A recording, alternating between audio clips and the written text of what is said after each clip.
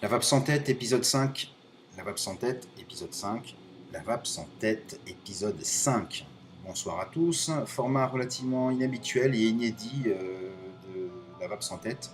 Ce soir, à défaut de vous montrer mon plexus solaire ou accessoirement d'exhiber du matériel ou des liquides, je vais vous faire en fait un screencast, donc grosso modo une vidéo de l'écran d'une feuille de calcul que je me suis bricolée pour faire mes mélanges de dye, donc de liquide quand je les fais moi-même.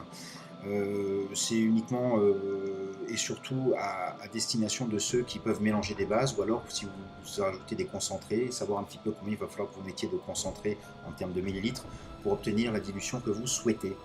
Alors, c'est une feuille donc, qui a été faite sous OpenOffice, en NeoOffice en tout cas sous Mac. J'ai aussi enregistré un format Excel, vous retrouverez les liens vers ces feuilles dans le descriptif de la vidéo. Si jamais vous rencontrez des difficultés à vous en servir, n'hésitez pas à me contacter soit par le Twitter ou soit par le biais des commentaires sur YouTube, je me ferai un plaisir de vous répondre. Alors on va commencer sans tarder, en fait vous allez comprendre, c'est très simple. Déjà les seules variables que vous allez pouvoir moduler, ce sont celles qui sont donc là, ici, là, ceux qui sont en noir, hein, c'est-à-dire que bon, là, vous voyez, elles ne sont pas saisies, mais là, si jamais je les rentre, voilà, vous voyez, là, ici, ce sont uniquement ces valeurs en gras, là, donc ces 4 cellules, ces deux-ci et celle-là. Toutes les autres, ce sont des cellules de calcul ou des cellules de résultat, donc vous n'allez pas avoir la possibilité de modifier le contenu. Alors, exemple type, j'ai en poche, alors j'ai sur mon bureau une base de 10 ml, voilà, c'est du 70-30. Vous voyez, donc j'ai tapé ici, là si je tape rien, vous voyez, bon, automatiquement il calcule. Si vous avez 70 de PG, forcément automatiquement c'est du 30 de VG, hein. Bon, jusque là rien d'extraordinaire. Je ne mets pas de nicotine pour l'instant. Et je vais obtenir du 50-50. Alors je pourrais y aller à tâtons. Alors là je vais mettre, désolé si ça bouge, je mets du 0 en PG, voilà, et là je vais commencer à dire si j'ai du 1 ml. Il me calcule donc que le résultat ça va être du 63 et 36. Voilà, si je mets 2 ml, là je peux y aller à tâtons. Sinon, bon, là, dans le cas du 50-50, c'est très simple. 50-50, autant de PG que de VG. Si déjà dans 10 ml ici, donc à 70, donc ça fait 7 ml de PG et 3 ml de VG. Donc forcément, pour avoir autant de PG que de VG, ben, de 7 aller à 3, il faut 4. Donc, on vérifie, si je mets 4 en 100%, le résultat, c'est bien ça, j'ai bien 14 ml en sortie, 50 PG, 50 VG, 7 ml, 7 ml, pour l'instant concentré 0, et j'obtiens en résultat 14 ml de liquide. Infos qui sont reprises, vous voyez, dans les graphes ci-dessous. Là, ici, la base 1, fond bleu, 10 ml, base 2, 4 ml, et le résultat, donc ça c'est les bases, et ça c'est le résultat donc en termes de PG-VG. J'ai bien autant de PG que de VG. Alors ça, premier exemple. Deuxième exemple, sans parler de PG-VG, où on va considérer à la limite que ça ne sert à rien, mais uniquement en termes de mélange de nicotine. Si j'ai 10 ml d'un liquide à 9 ml et que je rajoute 4 ml de liquide à 16, résultat, j'ai du 11. Voilà. Ça peut, par exemple, si vous avez deux bases différentes, une en 0 et une en 0 et une avec un grammage quelconque, de savoir combien il va falloir que vous diluiez. Voilà, exemple, si je mets que j'ai du 0 mg de nicotine sur du 10 ml, si je veux par exemple vaper à 6, il faudrait, là aussi on y va à tâtons, je monte à 5, 6, voilà, il faut que je mette 6, voilà, 0, donc 0 mg 10 ml, 16 mg 6 ml, le résultat c'est 16, c'est mathématique là aussi, c'est imprenable et indiscutable. Voilà.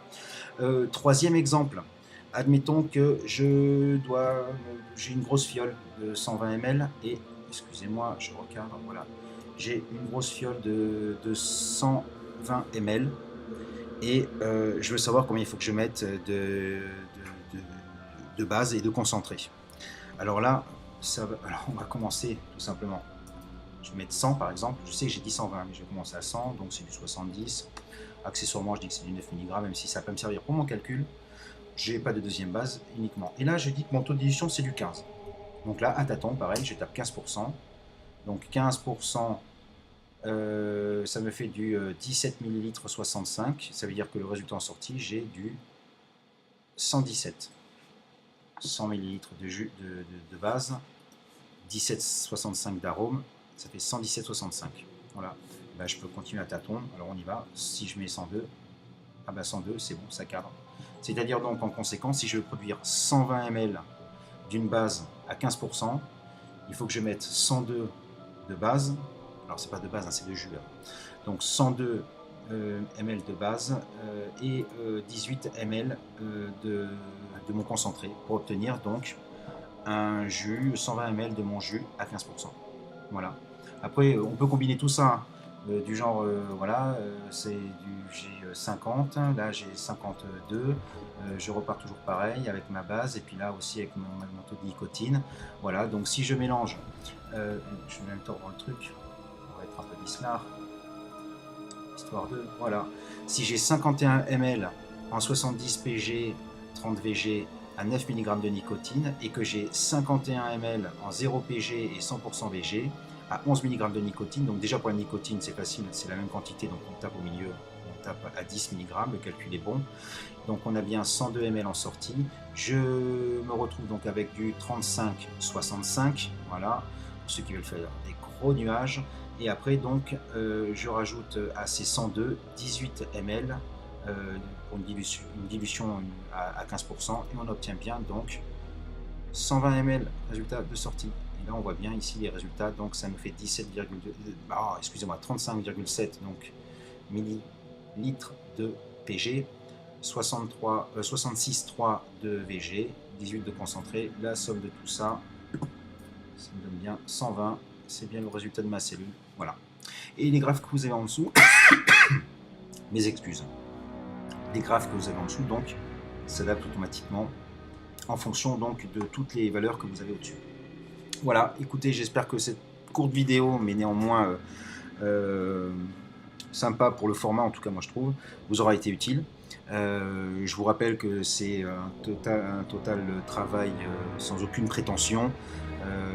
Moi ça m'a rendu de fiers services et ça continuera à m'en rendre dans le futur, quand même je ne fais plus de mélange de base, mais ne serait-ce que pour calculer les taux de dilution de ma nicotine, ou si d'aventure je venais à mélanger des bases, savoir combien j'avais de nicotine en sortie, ou de PGVG.